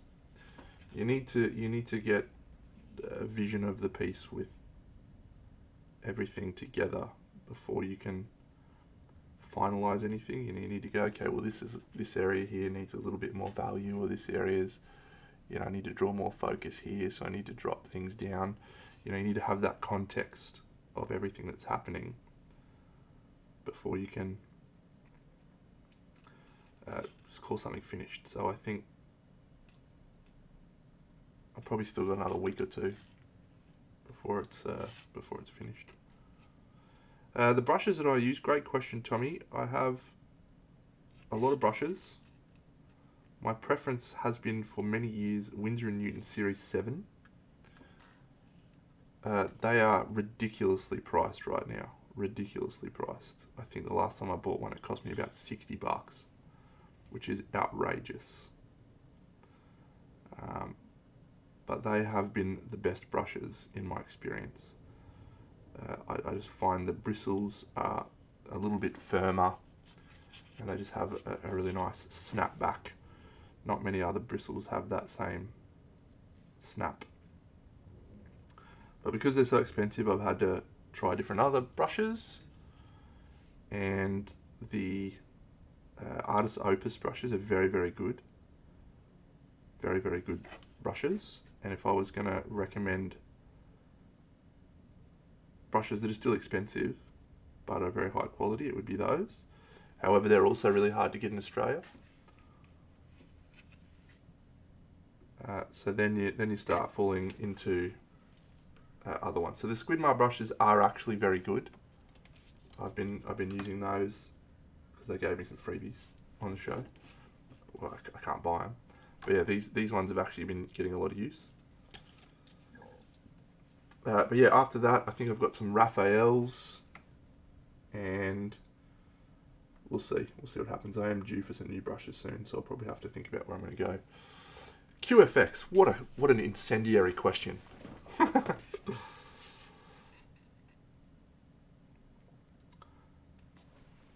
So I say it's incendiary because you have to remember that as a judge, you will have subjective biases. You have to have subjective biases because the things that you like will influence what you gravitate towards, and it's interesting that the judges. Hey, Vertexia. Two of them are Golden Demon Slayer Sword winners, so they're naturally gravitating towards that Games Workshop style, and it's in many ways it's subconscious. You get better at being aware of your biases as a judge, and I think Andy is a fantastic example of someone who's judged a long time and is aware of his things that he's likes and dislikes. And so yeah, I'm explaining all this because I want to make it very, very clear that what I'm saying is how I feel, like my opinion of the judging. I think I would have had a different winner in episode 1.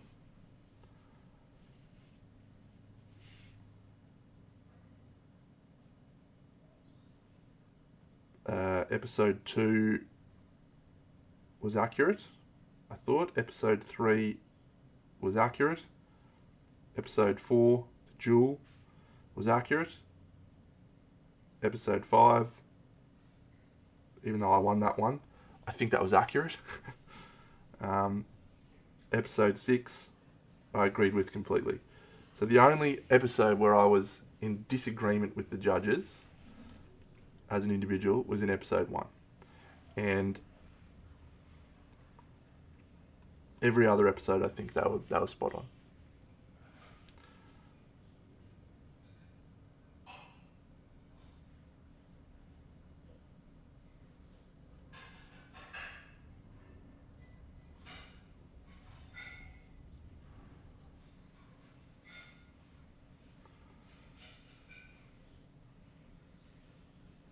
But I've been a judge for a long time. I judge here in CanCon at the Crimson Brush, and I was judge at Guilds Inn this year, judge at Brisbane events. So I do a lot of judging. And you do get better at being aware of what you like, and naturally I gravitate towards things that are high contrast and lots of saturation, which isn't necessarily right or wrong, because it's art, it's subjective. PK Climber, what was the biggest lesson from the show?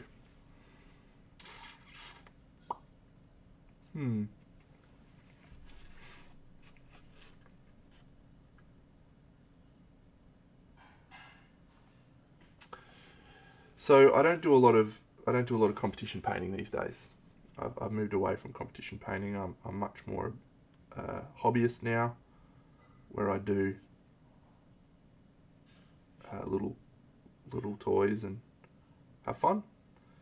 And so when I got home, I was really motivated to paint and really motivated to push myself just a little bit more than I had been.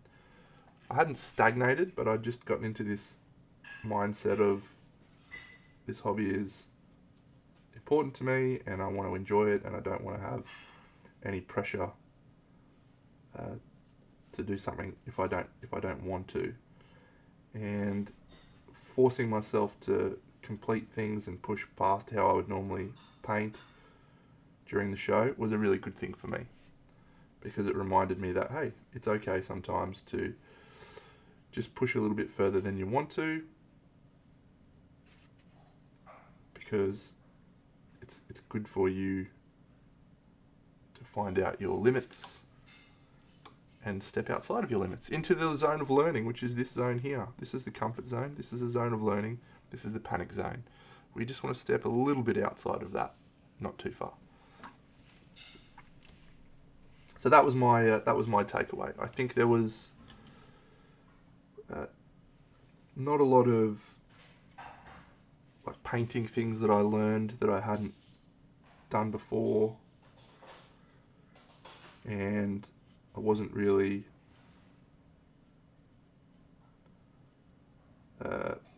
surprised by any of the challenges or anything like that.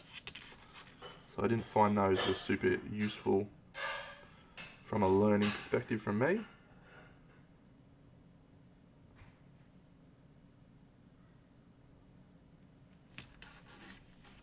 The chairs was a fun part of the show. Yes, very fun part. Chairs were fucking awful.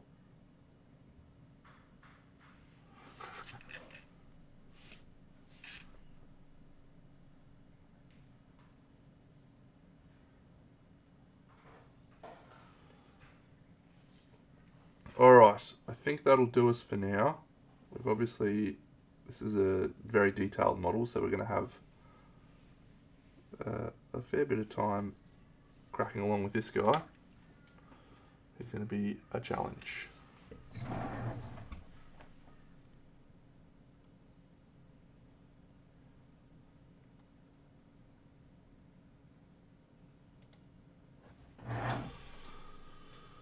Alright, hey Jinxed, you've come at a great time. We're finishing up. We're going to raid someone today. Let's go find someone to raid. Raid Twitch. Alright. Miniatures and models. Let's go have a look. CQFX, we'll pick out someone on here.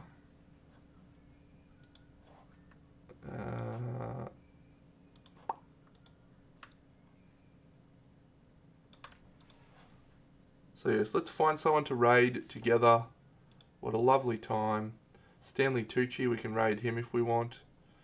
Okay, Celestial Princess. This looks nice. This looks like a nice little... Ooh, hello. Hi, Steph. This is a cool figure. Let's go raid Steph, Falling Freely. Excellent. That looks great. How do I do that again? I forget. Okay. Let's do it. I think I do it in this screen. Yes. Press this button. Falling Freely. Start raid. We're doing it. That is a very cool celestial figure. I enjoy it very much. See you all again, friends. I might be back tomorrow night. We'll see. Have a fantastic Sunday. Big Channel out.